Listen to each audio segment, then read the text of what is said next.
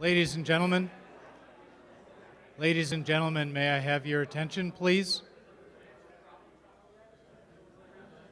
Ladies and gentlemen, I'd like to ask you all to please rise for the arrival of past presidents and the official party, and remain standing until after the colors, and I'll let you know. My name is Tom Eccles. I'm here tonight representing Tony Lengrich, the president of the American Society of Naval Engineers. I want to thank you for being here this evening. First arriving are past presidents, Rick Hepburn and Glenn Ash.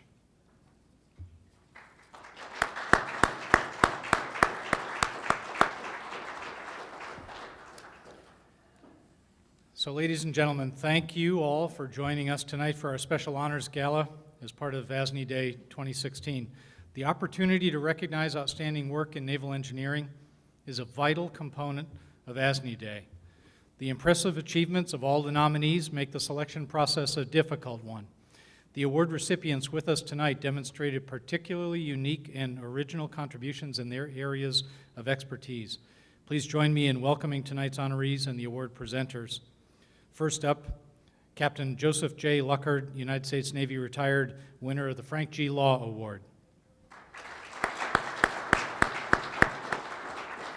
And with Captain Luckard is Captain Dennis Cruzy, United States Navy retired, presenter of the Frank G. Law Award, and importantly, last year's winner of the Frank G. Law Award, which, because he was serving as the Society's executive director at the time, did not get announced in this forum. So please tonight congratulate both on their achievements.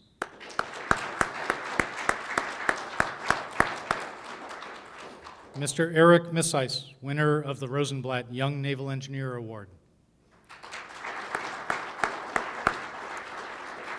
And with him is Rear Admiral Bryant Fuller, presenter of the Rosenblatt Award.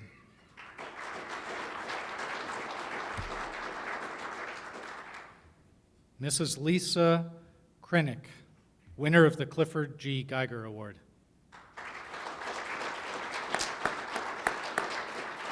And to present the Clifford G. Geiger Award, Rear Admiral Michael Haycock, United States Coast Guard.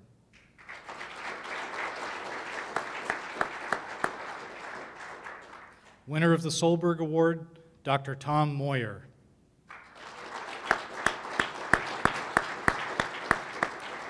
And presenting the Solberg Award, Dr. Tim Arcano.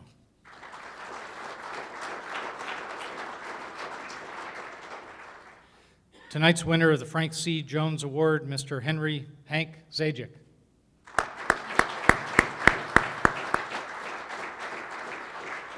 And to present the Frank C. Jones Award, Rear Admiral Mark Whitney.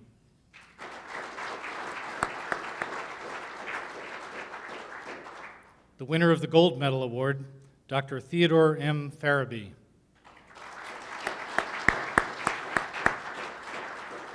And the presenter of the Gold Medal Award is Rear Admiral Lauren Selby, United States Navy.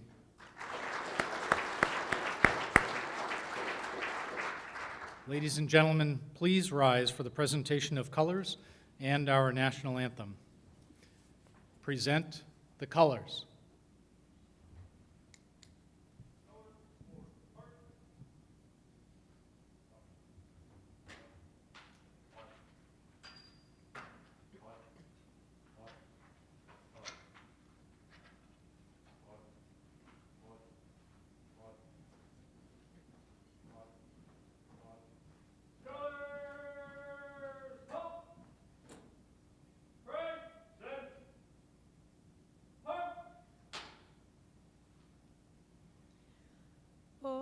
Say, can you see by the dawn's early light what so proudly we hailed at the twilight's last gleaming, whose broad stripes and bright stars through the perilous fight o'er the ramparts we watched were so gallantly streaming, and the rocket's red glare, the bombs bursting in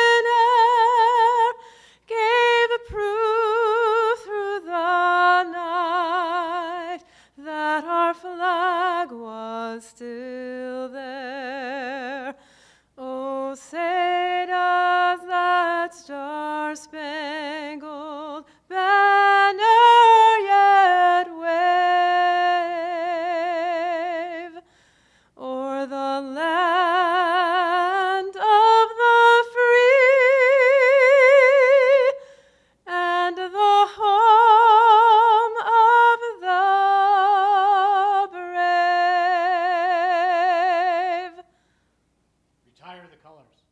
Right shoulder,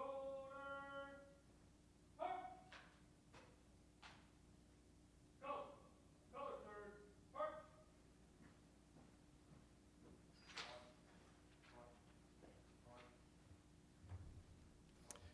Ladies and gentlemen, please join me in thanking Chief Musician Beth Ravel, United States Navy vocalist and the Sea Service Color Guard.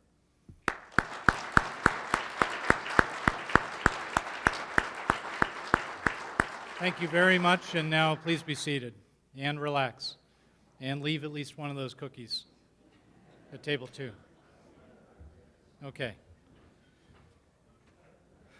Weren't they great? That never gets old, watching a color guard with that kind of precision and listening to a vocalist like Chief Ravel. I want to extend a special thanks to ASNE's sustaining members and our corporate supporters who are listed in the ASNE Day program. Their contributions play an important role in helping ASNE carry out programs that enhance the understanding of naval engineering and attract, importantly, new members to the profession. Thanks to all of you for your support. I would also like to thank the awards committee this year, and in particular, Paul Roden. Paul, are you here tonight? Put your hand up. Maybe not. Paul's work was done, but Paul's a fine leader, and especially since he isn't here, I'd love to announce that he'll be the head of the awards committee for the rest of eternity. Yeah. Thank you, Amy. Yeah, perhaps he'll be here next year. But honestly, a great group of dedicated people who spend a lot of time deliberating over nominations that are presented, and frankly, and having had some firsthand experience with this as part of that committee, I can tell you there is nothing easy about that process because we never get superfluous and frivolous kinds of nominations. This is a community of high-performing people, and luckily we also have very high-minded and high-performing mentors, the likes of which frequently present us with the kind of problem of how to pick from among sterling applicants, or not applicants, but nominees, those who are most deserving. And it is not surprising, I think, to you that we frequently find ourselves really in a conundrum about that. So it is a testimony to the people who do those nominations, those who cultivate the excellence in this whole community, the people in the awards board who grind through that, and especially to tonight's winners, that you did not rise to the top of some kind of an easy competition. I can assure you it was tough. So, moving on then. We are proud to say we have several members who've reached the 50-year membership milestone this year, all of whom are listed in your programs if you're looking at the ASNE Day programs. We're fortunate to have one with us tonight, I think, Captain R.S. Fitch. Are you here, sir? All right. Please come forward and receive a certificate.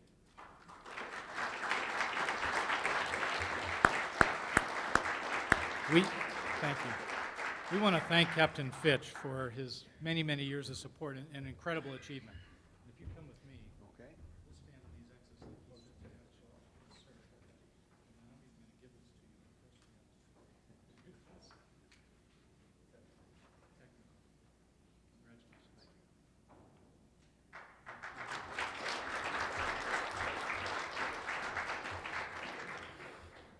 Okay. This year, we again requested contributions in lieu of registration fees for tonight's Honors Gala. Since we did not charge an admissions fee for this, we're heavily dependent on sponsorship to cover the costs of tonight's activities. I'd like to thank General Dynamics Mission Systems for so generously sponsoring the wonderful food that was just served in the exhibit hall and for the delightful dessert that was served outside the room here as you arrived. Thank you very much. The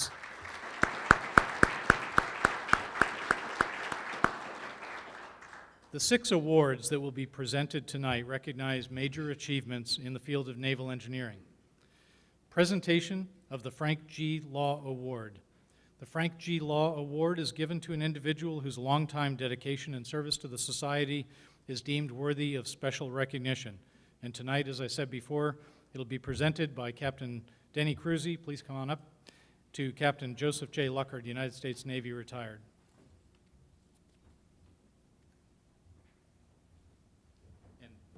Danny, before you get up, let me just say, For those who I didn't really brief on this before, what we're going to do is after the presenter has made remarks and the individual can come up, we'll present the award.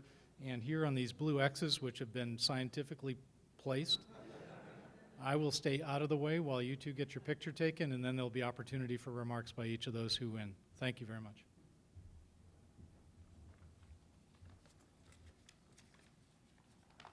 Admiral Eccles, distinguished guests, ladies and gentlemen, it's a distinct honor for me to be able to present this award to Captain Joe Luckard.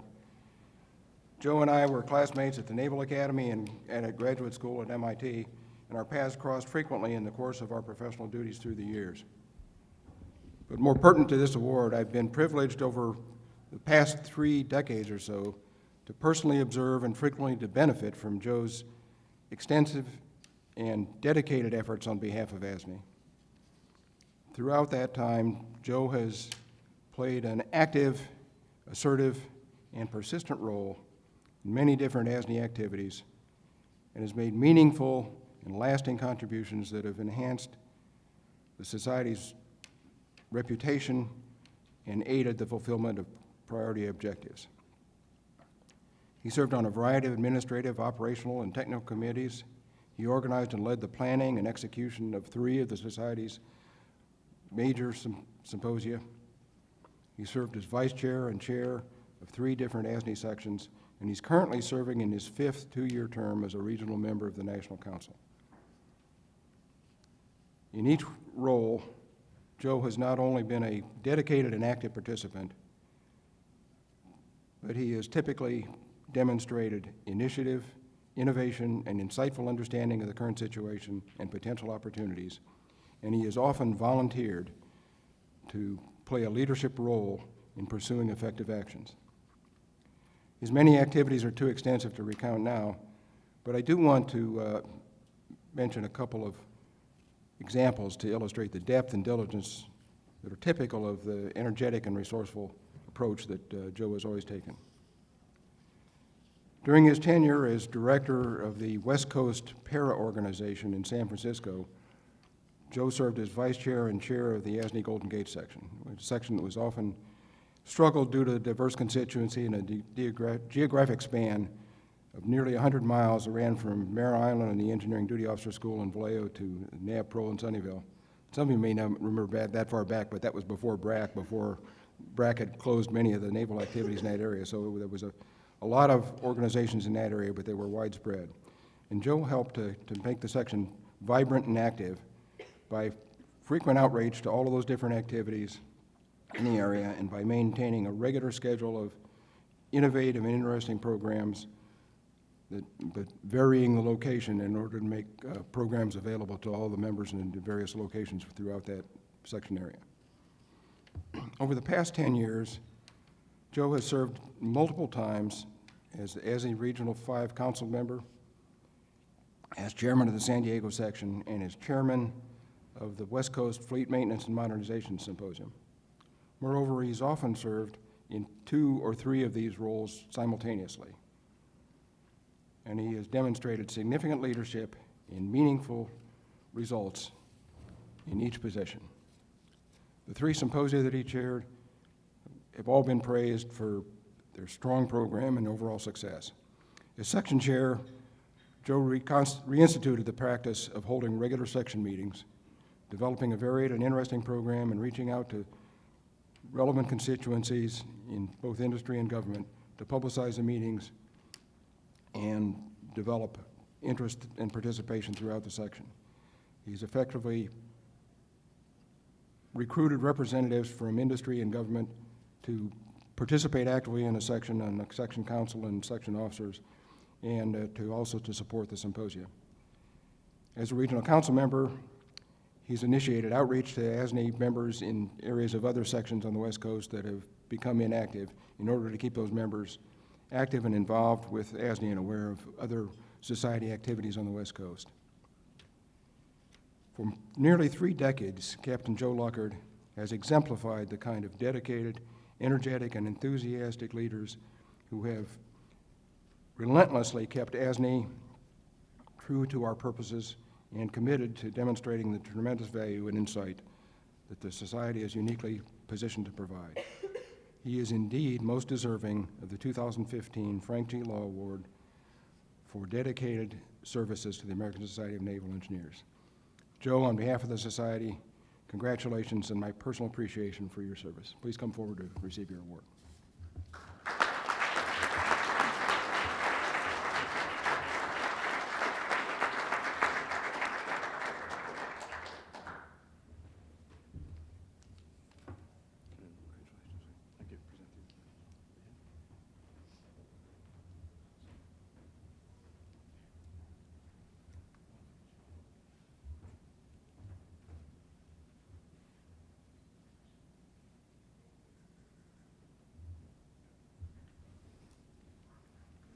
Okay, ladies and gentlemen, Captain Luckard.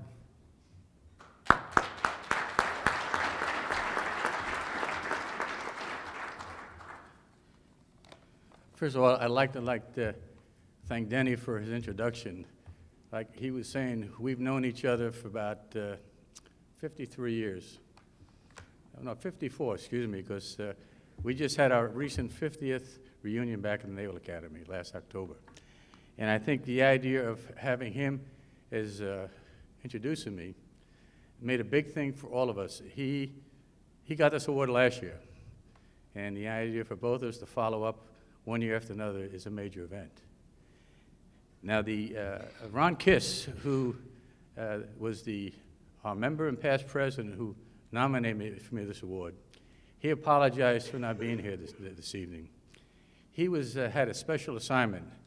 He and his wife are on a ship going through the Panama Canal to do an inspection tour. And when he gets back, he plans to give us a good report. And we talked about it, and he's going to try and get me assigned to that tour maybe in a couple of months from now. We both talked about it, and I think he's very sorry he's not here because we've known each other.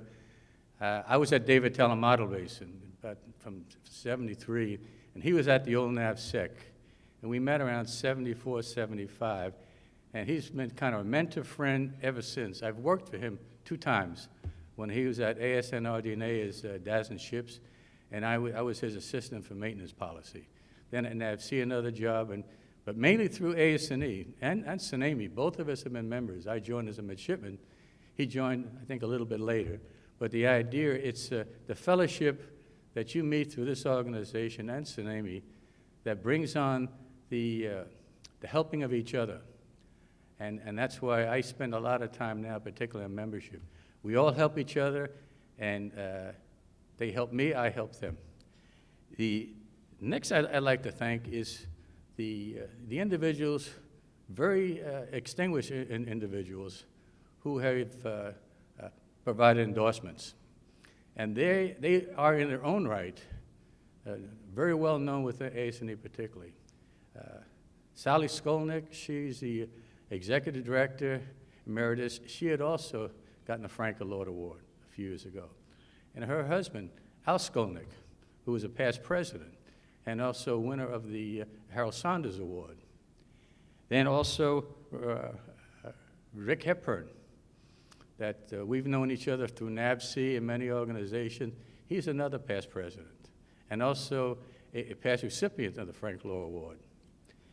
Then we also have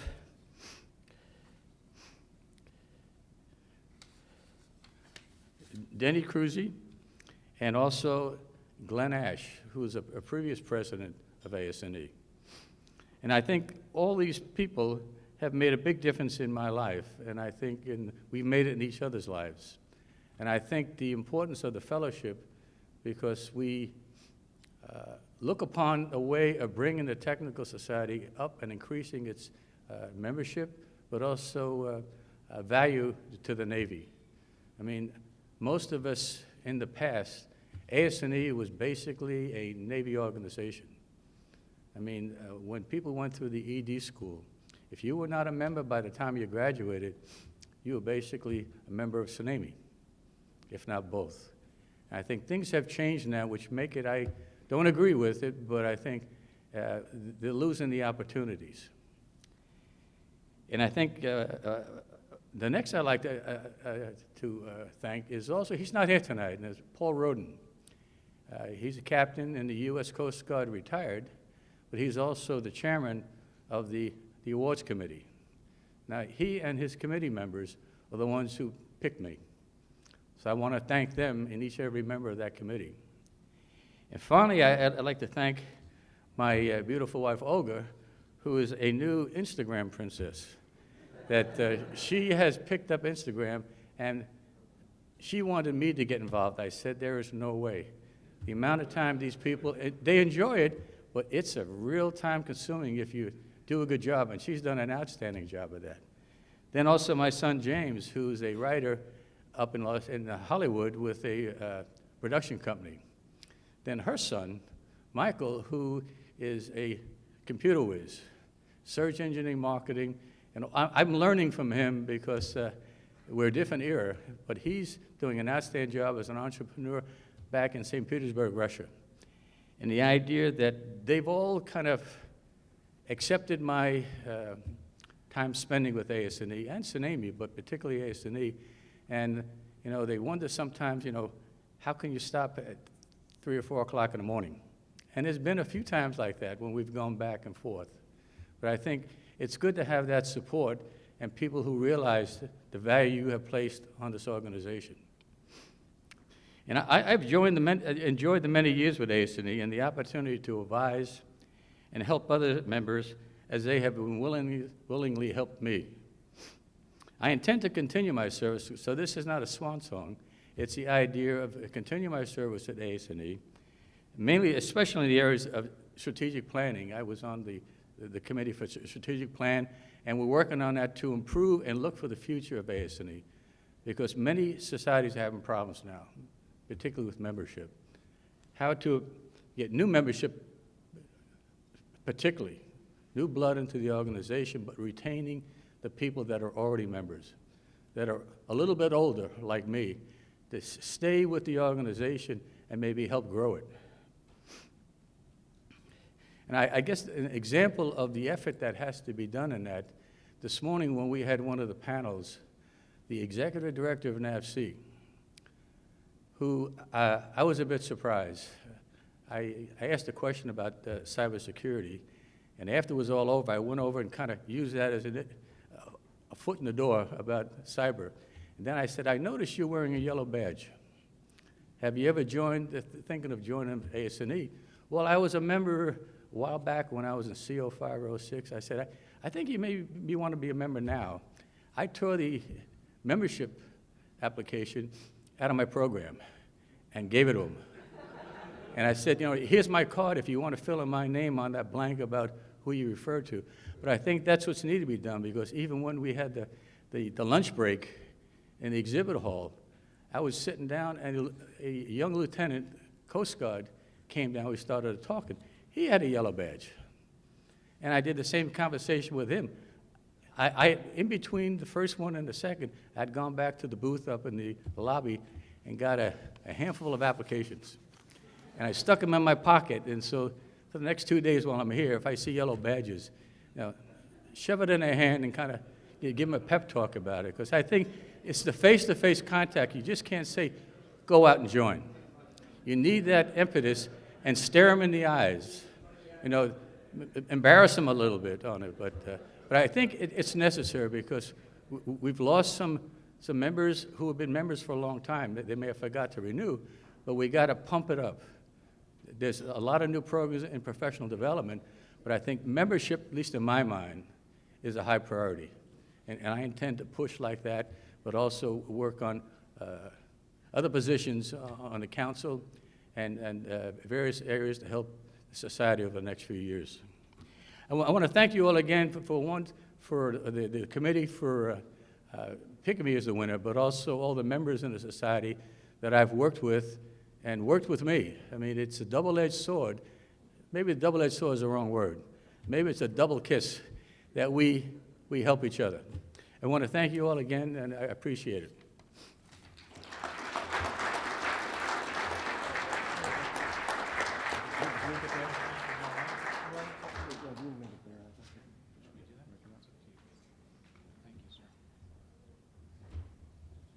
Okay, that's awesome. Inspirational. If your badge is not red, and you can check it now, then Joe is just one of several people you can see right after this, and he'll help you with the application process. I love that. Okay. The next presentation will be the Rosenblatt Young Naval Engineer Award. This award is given to an individual not more than 35 years of age who has demonstrated remarkable early professional achievement with clear potential for future distinction in one or more aspects of naval engineering as defined by the Society. This award is sponsored by a generous bequest from the estate of Lester Rosenblatt. It's presented tonight by Rear Admiral Bryant Fuller, United States Navy, to Mr. Eric Misice. Admiral Fuller, please come up.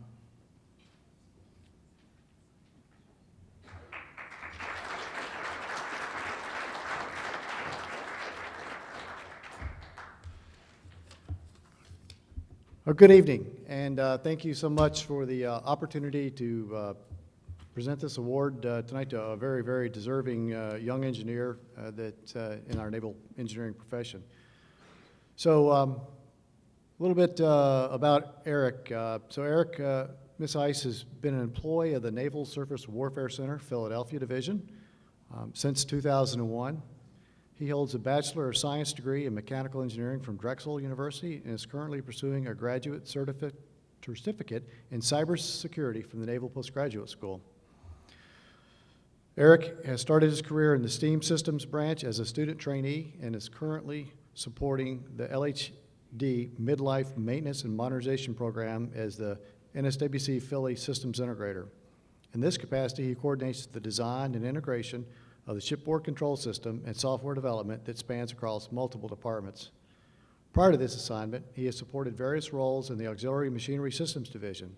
Most recently, Eric was the program manager for the new technology development and deployment within the Fluid Systems Automation branch. Prior to that, he was the lead systems engineer for fluid control systems and the ISE and service engineering agent for automatic docking system, auxiliary control design engineer, and software developer. The land-based engineering site test engineer for DDG-151 class ships, and he has provided fleet technical support throughout his time at Philly. Fleet technical support included on-site installations and coordination of various ship change documents, software installations, and system operational testing and troubleshooting.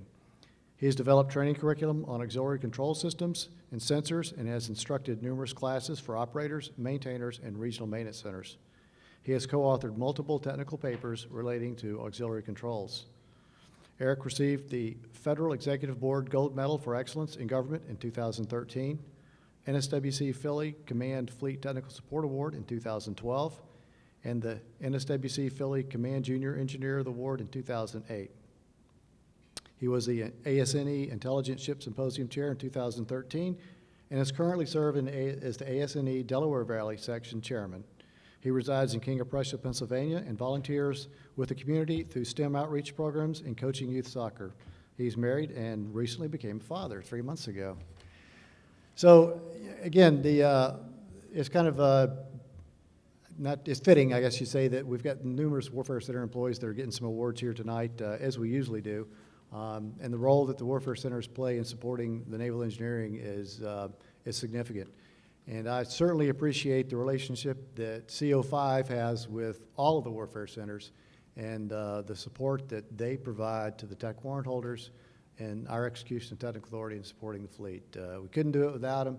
The relationship when I took over this job as chief engineer between CO5 and the Warfare Centers was outstanding when I took it over 3 years ago. And if anything, it's gotten even better. So again, we couldn't do our business without outstanding engineers like Eric that are in the Warfare Centers.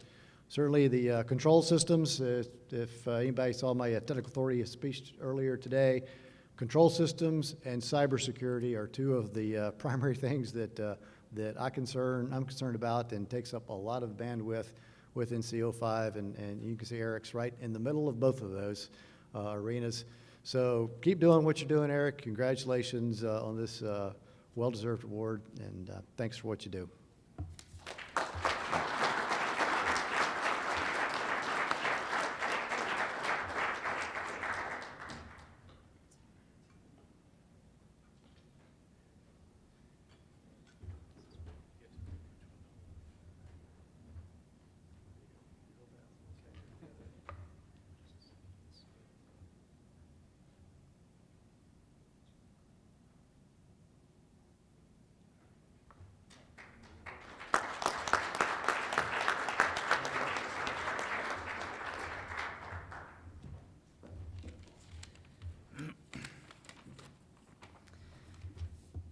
Good evening, past presidents, distinguished guests, fellow ASNE members, colleagues, and executive director. To say that I'm proud and honored to receive this award is an understatement. This whole experience has really been overwhelming, and I want to thank Admiral Fuller for that introduction. I don't think there's many people 35 and under that can get introduced by an admiral, so thank you for that. It's probably the only time that'll happen. So I got a few people I need to thank. I'm going to do that, and then talk a little bit about ASNE, quick personal experience, and end with something that I want everyone to consider for next week. So first, I need to sincerely thank ASNE and the Rosenblatt family for this very prestigious award. I need to thank those who have influenced me to pursue a career in naval engineering, especially my dad, who's here tonight. I want to thank all my mentors and role models that lead by example, including Joe McGillian, who's here and also nominated me for this award. I need to thank all my team members that I work with every day. If anyone's a baseball fan like me, you might know Willie Mays' quote, who said, "It isn't hard to be good from time to time. What's tough is being good every day." And the people that I work with are good and put their best forth every day, and that makes me better as a result. Finally, I need to thank my loving wife who supports me every day without fail, even when I'm at the office and I say, "I'm sorry, it's going to be 1 more hour, 2 more hours," or I'm on TDY and I say, "I'm sorry, it's going to be another week." And she still supports me. So I got involved with ASNE in 2010, and I say I got involved. Joe, please don't be mad. I was a volunteer at first. I wasn't a member because someone asked me to get involved. They say, "We want you to help run this symposium." So I didn't know much about it. I asked my boss. He said it'd be a great thing. So I went and did it, and I helped run the symposium. About a year later, I saw the benefit of doing that, and then I signed up to be a member. And now I've had a red badge ever since. So ASNE is our community's best-known professional society, and at times I feel like it's also one of our best-kept secrets. It's here at these events that students and young engineers, the future of our workforce, have the opportunity to interact with an admiral, an SCS, industry leaders, subject matter experts, and college professors.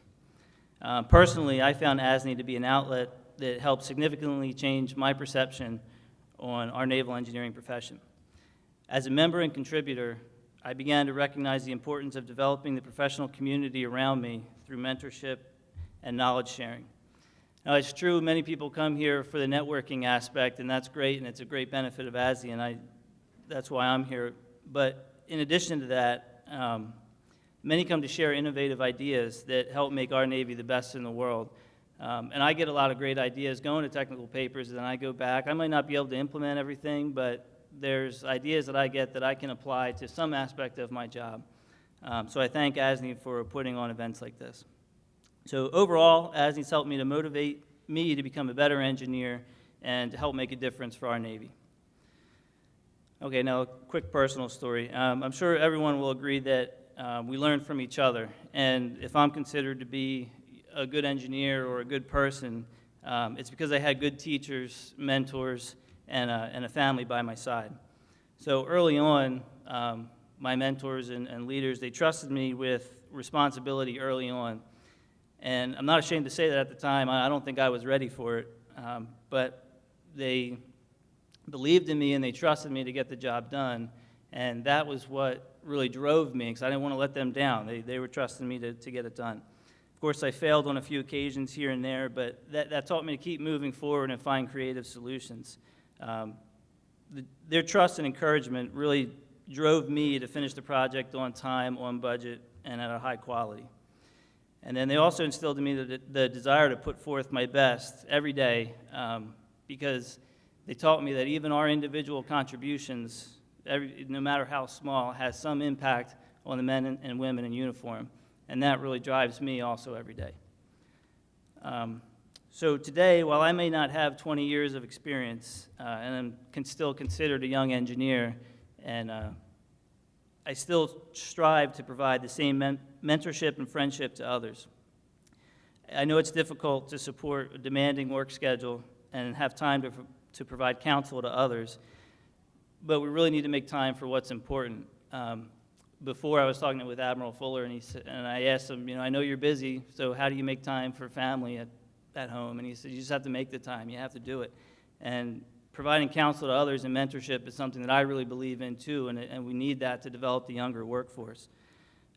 So what I'd want you to consider is maybe taking 30 minutes out of your day next week and have lunch with a younger engineer. I think you'll be surprised at what they have to offer, and you guys might learn something as well. So in closing, I'm very honored to receive this award, and I thank ASNE very much and the Rosenblatt family. Thank you.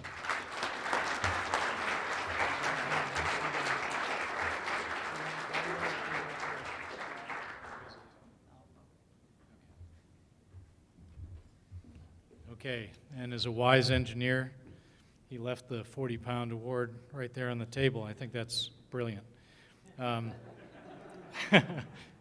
Good choice. Okay, next is presentation of the Clifford G. Geiger Award. This award recognizes naval logistics professionals who, over a period of years, have exemplified the ideals portrayed by Clifford G. Geiger through exceptional leadership and influence within the naval logistics community. Presenting the award tonight to Ms. Lisa Krinick is Rear Admiral Michael Haycock. Welcome, Admiral Haycock. Thank you.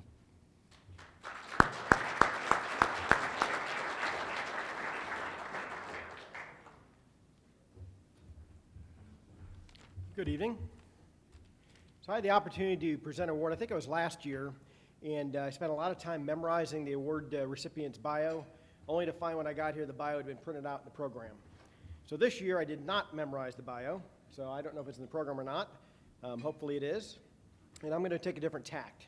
So what I'd like to start by saying is, our country has a reputation of being a land of opportunity, where if you're willing to work hard, put your nose to the grindstone, you can be successful. I think our country still fits that reputation. I think Ms. Krinick is an example of that. Ms. Krinick's humble beginnings with the government started nearly 4 decades ago. So here we have a energetic and enthusiastic high school graduate, takes an intern position as a GS2 clerk typist in the Coast Guard back in 1978. And over the years, Ms. Krinick has demonstrated her prowess as a leader and as a person that loves to learn and inculcate the skills she learns and puts them to good use. And that has allowed her to progressively get positioned of much greater challenge as a logistician in the Coast Guard. Her superb performance and her work ethic and her service reputation ultimately has enabled her to reach the GS-14 level in our government and landed her arguably one of the most challenging and complex and demanding jobs that the Coast Guard Naval Engineering community has to offer. So you might say, so what? Someone who's been in an organization for 40 years, of course they're going to be successful. And I think if you're tempted to say that, it's probably because we oftentimes take our success for granted. And I think if you look around, you find that our soil is stained with the tears of many people who have tried. They've been good people, they've worked hard, and they just haven't achieved success. Lisa Krinick is not one of those people. She's different. She's not one of those so what stories. And so I'm not going to spend a lot of time going through her bio, nor am I going to try to duplicate what's on her award citation. But there's a couple things I do want to talk about that won't be obvious from that may put a little, a little explanation behind who Lisa Krinick is. So let me start by saying that Lisa's been with us for quite some time, and I think the first thing that comes to mind when I learn about Lisa and her history. When I first got to know her in 2011, when I reported up to the Surface Force Logistics Center, and it was one of those things where I said, "Oh, this is Lisa Krinick," because I had heard about Lisa, but I'd never had a chance to meet her. So what I learned after I started working with her is in 2003, Lisa had worked her way up to about the GS-13 level, and there was an opening for the main propulsion branch chief at the Coast Guard's Engineering and Logistics Center up at Curtis Bay. That's the sort of job that you probably want a degreed engineer in. And if you can't get a degreed engineer, you probably want an experienced field engineer, someone who's been out in the field, that's been operating, maintaining, repairing machinery systems out in the field. Lisa's neither of those. So how on earth did she land the job? And I wasn't on the hiring committee, so I don't know. I wasn't there. But from what I know of her service reputation, I'm convinced that it had something to do with her receiving the coveted Perry Award in 2002, the year prior, which was basically for her superb support for a high-endurance and our medium-endurance cutter machinery systems on board the ships. She had a service reputation for doing that. She had a service reputation for being a superb logistician. But more importantly, and what I think sets Lisa apart from many of the people I've worked with over the years, is she has a service reputation for being a compassionate leader. So the selecting official selected her for the job. And I would say I think the selecting official went out on a limb on that, because this is something pretty different. I don't know why you wouldn't put somebody that has that sort of experience I previously discussed. But Lisa was the right fit. And that selecting official figured out that she had what it took to do the job. And that job had her supervising engineers and logisticians. And I think most of us in this room are engineers and logisticians. So I think we can all admit that we're kind of unique. We're very diverse. We all have opinions. You get 14 engineers in a room, we'll have 14 different solutions. And we'll all be adamant that our solution is the right one. It takes a special person to lead engineers and logisticians. And Lisa pulled that off and did it with flying colors. So now we fast forward. It's 2009. The Coast Guard has gone through a major renovation of reorganization of how we deliver mission support to the field.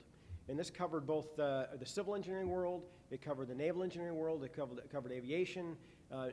No one in mission support was untouched by this massive change that we did.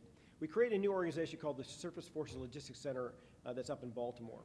And one of the positions we created as part of that was something called the product line manager. And this is, beyond doubt, the toughest naval engineering job in the Coast Guard because of the breadth of responsibility you have. You are the single belly button that gets poked when something goes wrong for your classic cutter. Lisa applied for the deputy product line manager position. Again, this is a job you'd probably want a degreed engineer for, or somebody that has significant field experience, because you are dealing with cutter COs, you're dealing with engineer officers and people out in the field, and if you don't have the credentials, that can be very challenging. Again, Lisa was selected for the job. And again, I think that harkens back to her service reputation as someone who can get along with people. She can bring people in and arrive at a solution that everybody can support. And she had a great service reputation for delivering. Someone who gets things done and takes care of her people. Again, wasn't part of that team that hired her. But I suspect that the visionary that actually made the decision to hire her saw some stuff in Lisa, her potential, and her track record for success, and put her in the job. And so that kind of leads us to where we're at today. I'm not going to talk about all the things she's done because that's going to be in the citation. But what I will say is that we made the right choice in bringing Lisa in for that job. So as a result of that, Lisa was a recipient of the 2012 Richard D. Poor Award, which is an award that we have in the Coast Guard for significant achievement in naval engineering. She was the award winner for that.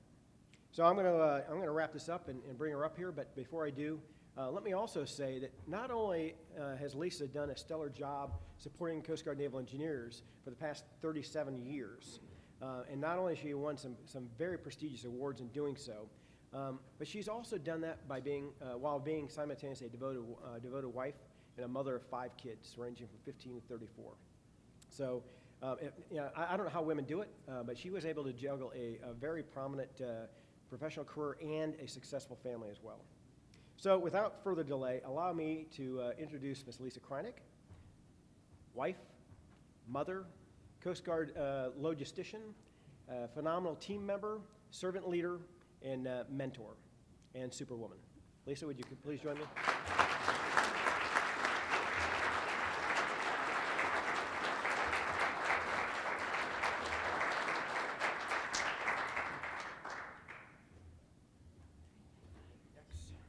Marks this one. Can I get this one? You can have whichever one you want.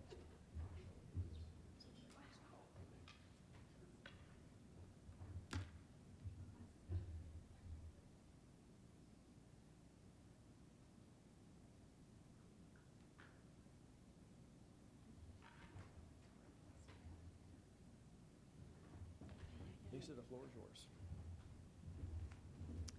Thank you very much, Admiral. Wow, that was very nice. That was very kind. First of all, I'd like to say that I'm honored and humbled to have been nominated and selected for this prestigious award. However, I need to acknowledge that I could not have achieved this award on my own. One of the helpers that I had right there just brought me up here.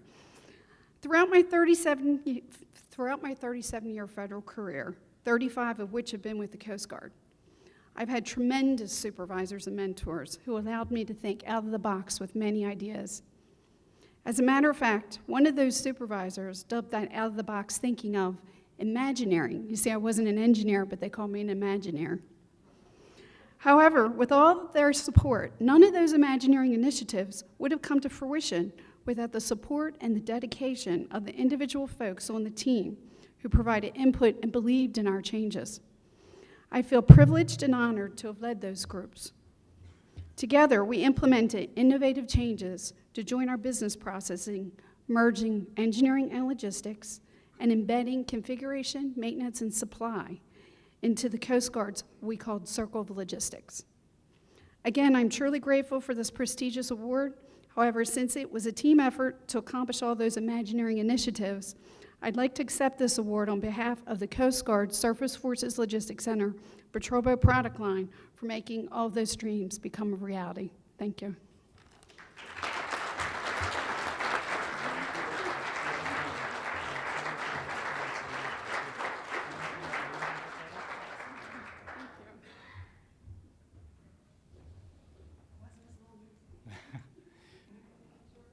Okay.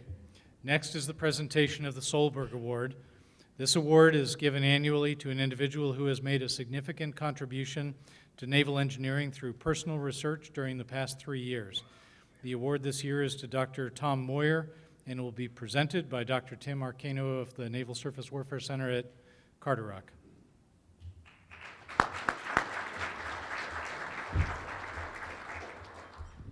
Good evening. It's a thrill to be here tonight. And before I started into presenting the award, I wanted to say one thing. When I left the Navy work that I did in 2007, a lot of the modeling and simulation tools were just dreams. We were talking about them, even that short a time ago. When I was honored to come back in 2013 to be the technical director at Carderock, I just seen a step increase in the awesomeness of the tools that are out there today. And it's just an amazing thing. And so with that, tonight I'd like to say that I am honored, truly honored to recognize Dr. Erwin Thomas Moyer's tremendous accomplishments and present him with the Solberg Award. The Solberg Award is awarded to an individual who has made a significant contribution to naval engineering through personal research. In particular, Dr. Moyer is receiving the Solberg Award for his work in developing advanced physics-based analytic design methods. And to emphasize, his work will revolutionize the U.S. Navy's ability to predict weapons damage to warships, and this is obviously of a critical concern to the Navy and direct support of the warfighter. Dr. Moyer has overseen and provided guidance and direction in the choice and validation of modeling and simulation for Navy acquisition programs. His efforts have provided invaluable technical leadership addressing critical issues for future shock trials using advanced modeling and simulation. And he's also fostered advanced damage prediction capabilities and computational efficiencies. Now, you notice I'm reading this because you've got all these technical terms, and I want to make sure I get them right for Dr. Moyer here. But as part of the OSD CREATE, which stands for Computational Research and Engineering Acquisition Tools and Environments, NESM, which is the Navy Enhanced Sierra Mechanics ships programs, there's going to be a quiz on this later on. His work has also potential to streamline the entire ship design process and reduce costs through early identification of survivability issues and through reduced full-scale testing. Dr. Moyer is the Navy's senior technologist for ship survivability modeling and simulation with more than 30 years of postdoctoral experience as a naval engineer and researcher who's improved the Navy's ability to achieve optimal survivability in its ships to maintain their warfighting superiority. Through his research, the Navy is not only achieving enhanced platform performance, but is also doing so at reduced ship acquisition and life cycle costs. So be able to identify design up earlier in the total ship development process, we're able to reduce the risks later on. Most importantly, though, through his teaching at MIT and as an active member of the ASNE Applied Mechanics Committee, and through his mentorship, and this is something we hold dear at Carderock, the mentorship of many junior technologists, he's making a tremendous impact on our Navy's capability to engineer America's maritime dominance. In fact, Dr. Moyer's past and continuing personal research contributions reach so far that they even expand into outer space. He is a rocket scientist, of course, so through his consulting with the National Aeronautics and Space Administration. It truly, Tom, Dr. Moyer, it is a pleasure and an honor to recognize you for your leadership, experience, and your accomplishments with the Solberg Award.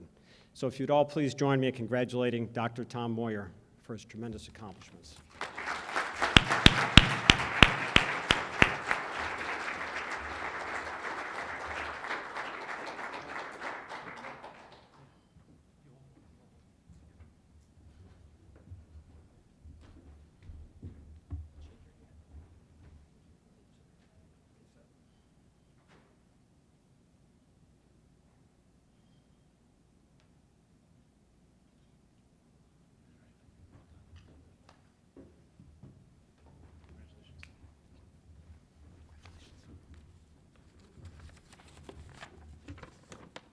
Thank you, Tim. It is indeed an honor to accept the American Society of Naval Engineers Solberg Award. It's rewarding to see the work I do for the Navy recognized as a significant and important contribution. ASNE provides tremendous value fostering and facilitating the field of naval engineering. I want to thank Bob Keene, who nominated me for this award. Bob is an amazing mentor and a real asset to naval engineering. I want to thank Tim Arcano for the great introduction and your leadership at Carter Rock. For the past 9 years, a significant part of my work has been in developing tools for shock in support of a new OpNav instruction that came out in 2013.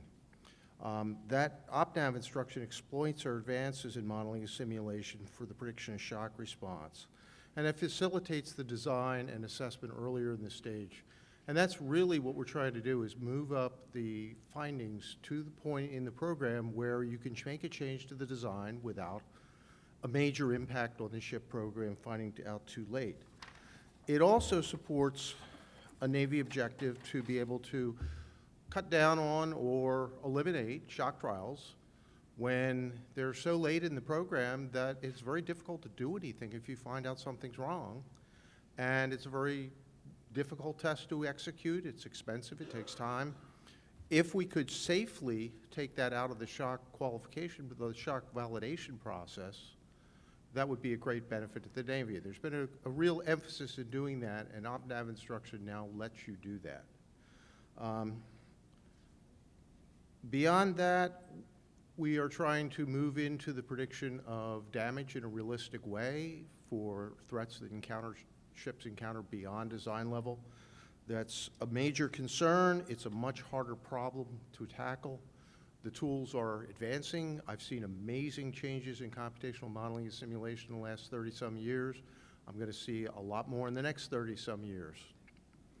During these 9 years, I've had the benefit and support of various sponsors who've been encouraged and facilitated the work. The majority of the support has been provided, as Tim alluded to, by the High Performance Computing Modernization Office and the CREATE program. And one of the things any of us in here who are researchers and developers and trying to really establish a program can tell you is it's critical to have support for the long haul. These programs do not make major impact in a couple of years. So you have to have a sponsor that understands the vision and the length of time it's going to take to be successful and get something into the fleet, into a design procedure that doesn't happen overnight. And that program has been fantastic. Dr. Doug Post has been running that program since the inception in 2007.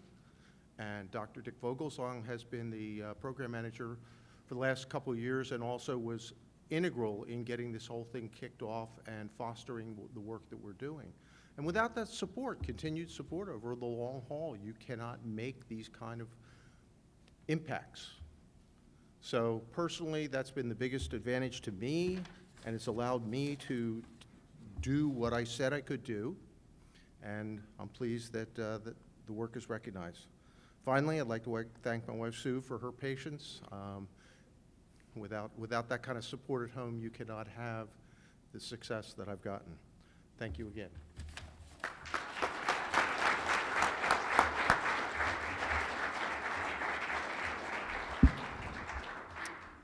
Thank you, Tom. The next award to be presented this evening is the Frank Jones Award. The Frank C. Jones Award is named for Rear Admiral Frank C. Jones, a past president of the American Society of Naval Engineers, and it's presented for major achievements in maintenance and alteration. To present the award tonight to Mr. Hank Zajic is Rear Admiral Mark Whitney.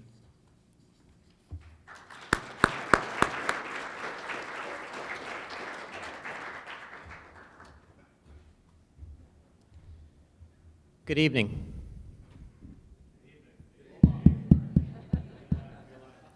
Good evening. So it is truly an honor to stand up here and talk about Hank Zajic. If you listened to the criteria for the award, I instinctively think naval shipyards. When I think naval shipyards, I instinctively think Hank Zajic. So you might ask why. So many years ago, when I was a junior engineering duty officer, and I had just finished a tour working for Commander Hugel, who then had gone over to Norfolk Naval Shipyard, and then he had me come over to Norfolk Naval Shipyard. And as I was finishing my in-brief with Captain Tim Scheib, defending the fact that when I was at Soup Ship Newport News, I actually did work every day, he sent me down to Shadow Commander Zajic on the George Washington project. And thus was born the beginning of what I consider to be an honor and a great joy for me, is to have created an intersection with Hank for many, many tours, to include where I am right now. Through each one of those evolutionary steps for me in the naval shipyards, and Hank transitioned from the project process improvement branch in 04X to the operations group, to eventually the military or the civilian deputy in 04X. The continuation of the theme of what Hank brings to the job every single day is a complete selfless devotion to making people better. That's just that's in the 04X staff, the 04 staff, but that's out in the shipyards, and I got to see that through and through, being the commander of Puget Sound Naval Shipyard and IMF. The impact of Hank is profound, and so it is not surprising to me that, based on the criteria of the award, that Hank is absolutely a more than rewarded recipient for receiving that award. He doesn't do that alone.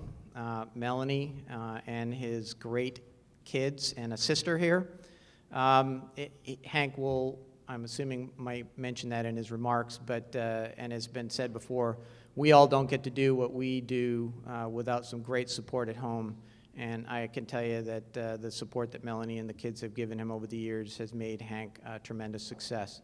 So with that, Hank, come on up and receive your award.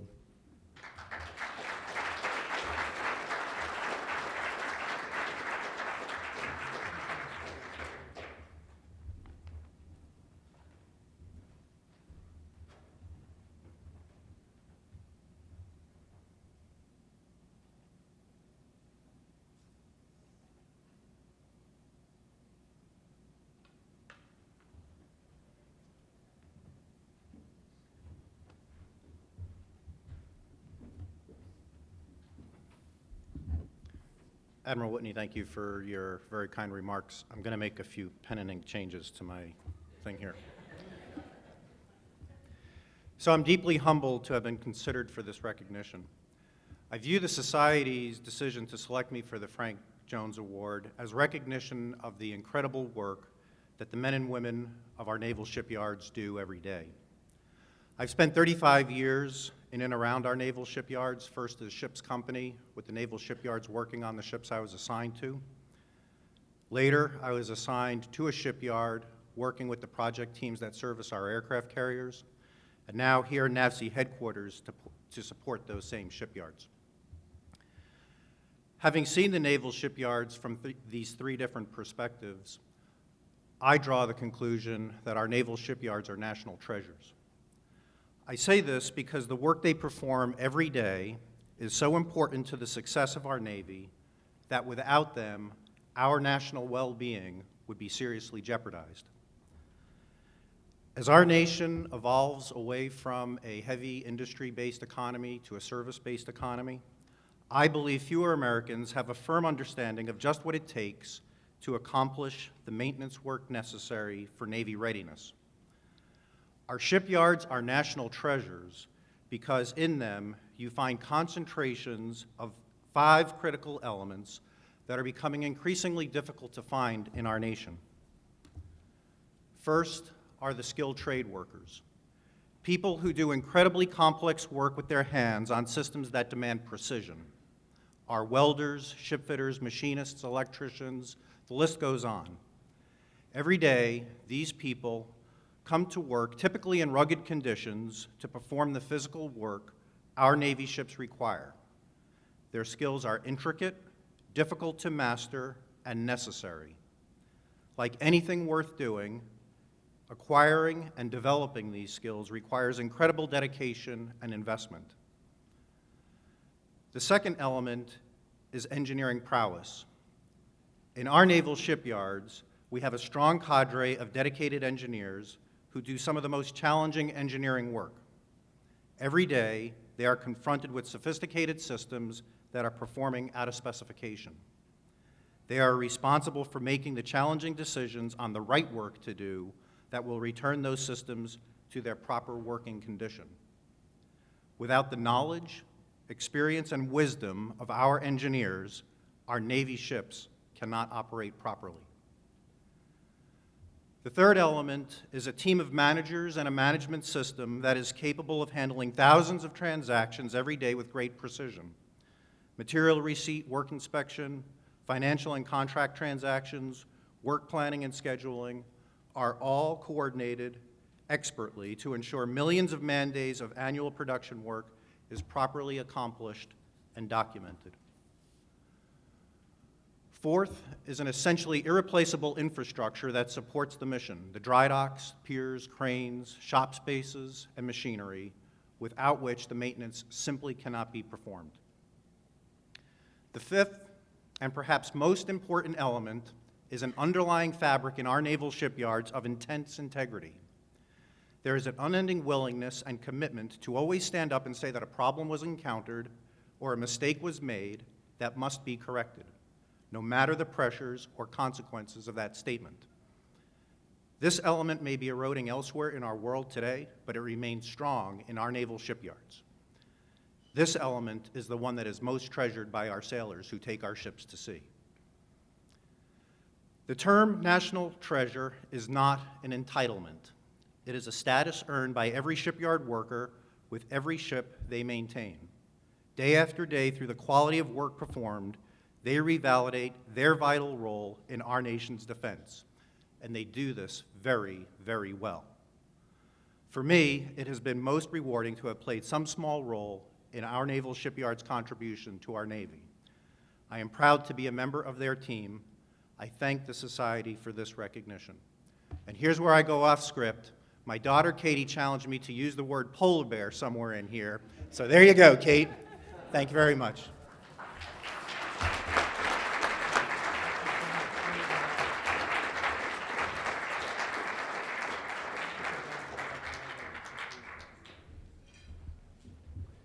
Okay, great. And polar bear, we won't forget. Okay, next is the presentation of the Gold Medal Award. The American Society of Naval Engineers Gold Medal Award is presented for a singular achievement in naval engineering.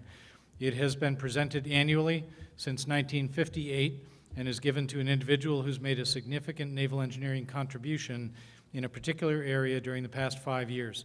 Presenting the award tonight for Dr. Ted Farabee is Rear Admiral Lauren Selby.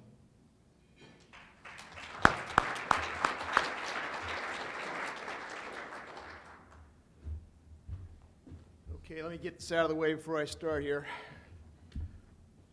Rear Admiral Lauren Selby, Red, United States Navy. Yeah, that too. Okay, I got to tell you, this is probably the best part of my job. I mean, I love coming to forums like this, and I want to thank ASNE for doing this, for recognizing all these great folks tonight who've got these awards. Coming out here when it's one of my great scientists, engineers from my warfare centers, a couple of them tonight. It's fantastic to be able to come out and recognize you guys. So always a pleasure. Really is a lot of fun. I did this last year as well, so become an old hat. Okay, so again, it's great to be here. I want to thank everybody for coming tonight, especially ASNE for hosting us, to take time to recognize Dr. Ted Farabee. So Dr. Farabee has made remarkable contributions in the area of signature technologies and undersea capabilities since the early 1970s, not only at Carter Rock, where he works today, but also throughout the Department of Defense. As I read through the awards package earlier, I saw phrases like ship silencing technologies, signal processing, design, build, sustain processes, radiated flow noise, and not frivolous terms, as you kind of said earlier, definitely not at all, and highly important terms for the mission that we do in the Navy, especially in the submarine force from which I hail.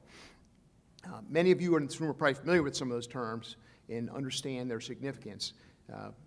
But for those of you who don't, let me just tell you that the defense of one of our most valued assets in the strategic deterrence, our undersea Ohio submarines and eventually the Ohio replacement submarines, depend heavily upon the work that Ted and other men and women like him at Carter Rock and other facilities do to ensure their acoustic superiority so they can remain hidden. And if they're ever called upon, and hopefully not, they'll be there to do what they need to do. As a staff scientist, Dr. Farabee provided technical oversight and sound scientific direction on a wide range of ship silencing programs. Since 2009, he has served as the Naval Surface Warfare Center Carter Rock Division's Senior Research Scientist and Technical Consultant. This is the highest position attainable by a Navy researcher. Building on the tremendous success of the Virginia Block 3 cost reduction efforts, Dr. Farabee has been exceptionally proactive in identifying enabling capabilities and additional measures that we can apply to the Ohio replacement program. For those of you who may not know, Dr. Farabee was selected as the 2010 National Defense Industrial Association Undersea Warfare Division's Bronze Medal Award winner for his research in a hydroacoustic signature control. Hydroacoustic signature control. It's pretty cool. That's really cool. I'm an MIT geek, so I love this stuff, but anyway. He also recently went back to a hobby from his youth. We were talking about this in the break here. So he just, I guess when you were 16 or so, you got involved in ham radio stuff, amateur radio stuff, and so he's kind of gone back to that. He said he was going to hang it up. I guess you had a license for about a year when you were 16. It expired. You said you'd come back to it 50 years hence. Well, you've come back to it now, so that's pretty exciting. So he's now working on, I guess you've got one general license now, and you're going to try to get another higher level license here in the coming months. And would you say you were going to spend about $20,000 when you retired? Yeah, not tell your wife. I won't tell her. Your secret is hidden with me. His efforts have also included a great deal of knowledge sharing. Taking the information and the knowledge he's gained over his impressive career and starting to spread that to others through things like mentorship, as well as his participation in some research journals where he has not only authored many different articles for the American Society of Mechanical Engineers Journal of Vibrations and Acoustics, but also he's helped others get their things published in that journal. To sum it up, he's someone who wakes up every morning and says, what can I do for the fleet today? And that's, in my estimation, that's a pretty great thing to be. Pretty great place to be. So ladies and gentlemen, please help me in recognizing Dr. Ted Farabee for his contributions to the United States Navy and acoustic research for his impressive career.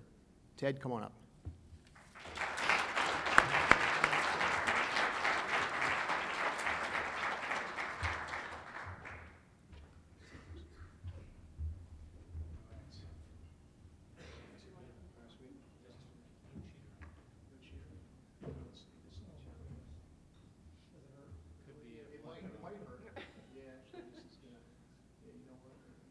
Since I'm not wearing my glasses, we're gonna do this because I don't want to hurt you.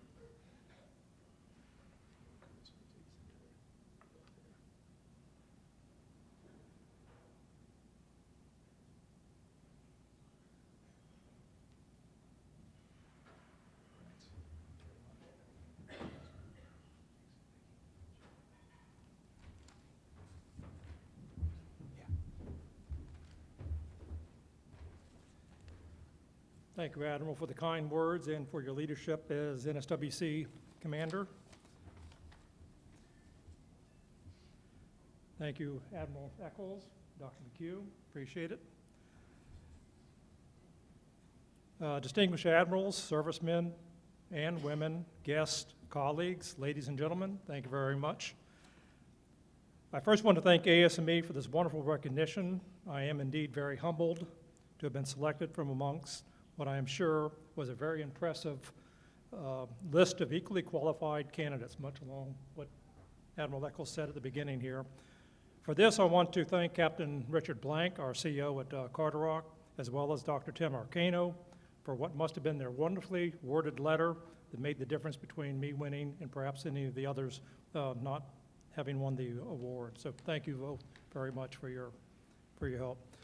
The description of the gold medal reads, and it has been read again, I'll do it again here, reads, it is given to an individual who has made a significant naval engineering contribution in a particular area during the past 5 years.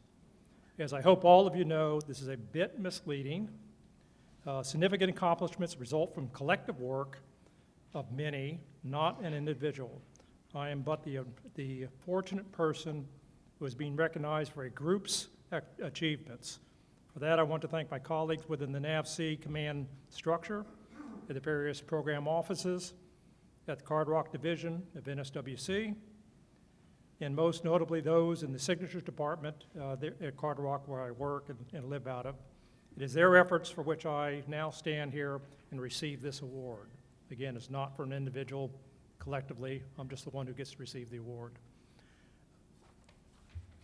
The Society's gold medal has been presented annually, as has been said before, since 1958, and suspect that I have done, like others, previous recipients, looked at the prior list of awardees and are awed to realize they are in a name being added to such an august list of people. I looked through the review and took great pride in seeing that names of people with whom I've had the honor and pleasure of working.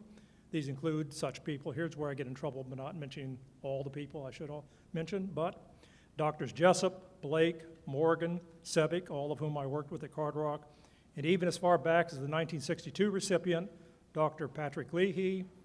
I knew him when he was at MIT, not when he was at Carderock. All these individuals have played a significant role at both Carderock and the Navy's engineering community. So I'm quite honored to be amongst that group. The Carderock Division of NSWC, formerly and often referred to as David Taylor Model Basin, for those who aren't familiar with it, prides itself as being where the fleet begins. And I can give you a citation to it. It's Carlisle's book by that name, issued in 1998. However, equal claim to being where the fleet begins goes to this society, the American Society of Naval Engineers. No other society has served such a seminal role in defining today's U.S. Navy fleet, from initial concept design to construction to operation and maintenance and to decommissioning. If you pursue the Society's Naval Engineers Journal, you'll find all that information in the journal itself. In closing, I give my sincerest thanks to my wife, Deborah, for her support over the years, with many of my extended travels and my many evenings and weekends. I would call it man cave, but it's shared by her stuff too, but I spend many evenings and weekends on the computer. And finally, a special note of recognition to my parents for their guidance during my formidable years, which go back quite a few years when they were formidable. Now that I'm able to look back, I realize the importance of the many subtle nudges they have provided that helped set me on the course I have followed, leading to me being here today. If possible perceptions of nepotism can be put aside, I would say my parents have been my most influential mentors. Thank you all, and I hope you enjoy the rest of the conference.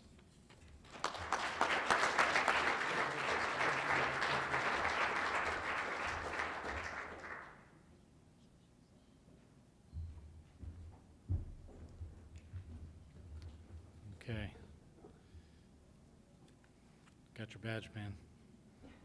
Yeah, maybe. Okay. All right. I just want to mention a couple of awards that are not being presented today, but where the award determinations have been made. The Harold E. Saunders Award is presented annually to a person who has achieved a reputation among his or her peers worthy of special recognition for career-long contributions to the profession of naval engineering. And this year, that award is presented to Mr. Thaddeus Bell, who is in, I think, his 90s and could not be with us this evening, but Thaddeus Bell is the recipient of the Harold Saunders Award. How about a round of applause for Mr. Bell?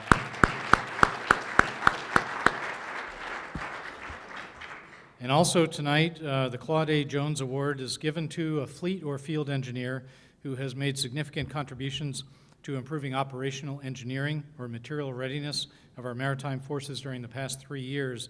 The award this year is presented to Lieutenant Commander Jeff Payne of the United States Coast Guard, and Admiral Bruce Baffer of the Coast Guard is here and would like to make a couple of short remarks on the subject, though the recipient couldn't join us tonight.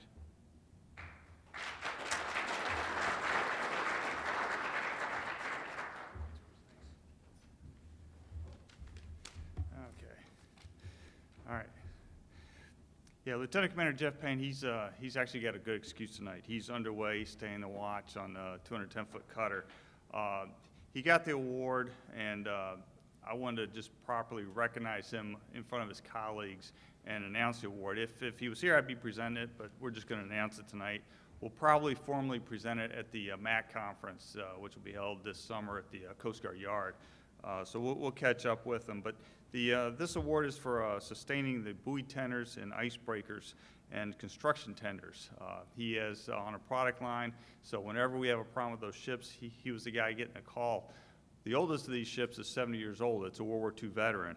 And so having to keep these ships operational has got its own challenges. So in proper Coast Guard fashion, we rewarded his good performance by putting him on a 50-year-old ship and getting him underway as the executive officer. So that's where he is tonight.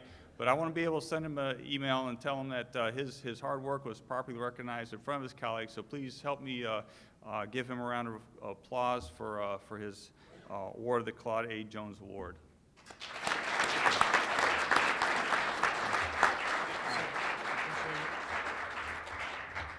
All right, thank you, Admiral Baffer. There is no better excuse for missing this event than being at sea, underway, and standing the watch. So before we conclude the ceremony, I want to remind you that ASNE Day continues tomorrow with some absolutely superb sessions, including a keynote address first thing in the morning at 0800 from the Chief of Naval Operations, Admiral John Richardson. And with that, I'd like to wish you a good evening, safe travels home, and thank you so much for being with us tonight. One last round of applause for all the awardees.